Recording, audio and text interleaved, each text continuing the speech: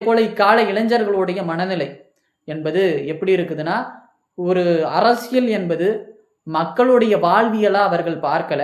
ஒரு விளையாட்டு போல எண்ணிக்கொண்டிருக்கிறாங்க. அரசியல்ல ஒரு தலைவனை எப்படி தேர்ந்தெடுக்கணும் அப்படின்றது கூட இக்கால இளைஞர்களுக்கு, அதாவது ஜென்சி தலைமுறையினர், ஒரு தலைவன்னா எப்படி இருக்கணும்? மக்களுக்காக போராடணும், மக்களுக்காக களத்துல நிக்கணும். இப்படிப்பட்ட ஒரு தலைவன தான் நாம தேர்ந்தெடுக்கணும். ஆனா நாம என்ன செய்திருக்கிறோம்? மக்களுக்காக எதையுமே செய்யாத, மக்களுக்காக பிரச்சனைகள போராடாத ஒரு தலைவன தேர்ந்தெடுக்கிறோம். திருப்பரங்குன்றத்துல மதக்கலவரத்த ஏற்படுத்த பிஜேபி நினைத்தபோது, திமுக தான் அத எதிர்த்து நின்றது. ஆனா, எதுவுமே வாய் திறக்காத விஜய் அவர்கள அந்த தொகுதியில அவர்கள் கட்சியை சார்ந்தவர்கள வெற்றி பெற வைத்திருக்கிறாங்க.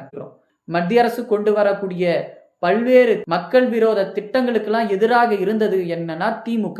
ஆனா அப்படிப்பட்ட திமுகவை ஆட்சி கட்டில இருந்து நீக்கிவிட்டு இன்னைக்கு எந்த ஒரு நிலைப்பாட்டையும் தெரிவிக்காத விஜய் அவர்களை நம்ம ஆட்சி கட்டில் அமர்த்தி இருப்பது மிகப்பெரிய வரலாற்று பிழைய நம்ம தலைமுறை என்பது செய்திருக்கிறது.